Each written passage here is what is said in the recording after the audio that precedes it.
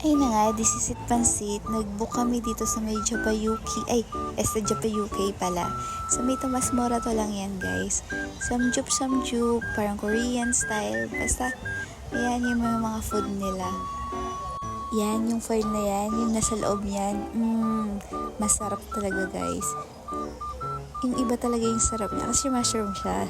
Hindi naman yung ano.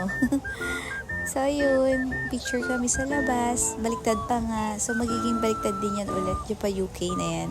O, ayan, di ba? So, ayun, maganda naman dito, guys, parang Pasko. Pagkalabas mo pala dun sa room namin, kasi since kumakanta kami, sa baba nun, ang dilim pala, guys. Para siyang diskuhan, bar, ganyan. Ito yung waiting area namin since 8 p.m. pa kasi yung start nun. Ayan, picture. So, mag-enjoy naman kayo dito, guys, pag nag-book kayo. 2 hours pala yun kinuha namin sa room. Kaya, yun, pwede kayo mag-extend 300 per person kung mag-extend kayo ng 1 oras. Ayun lang.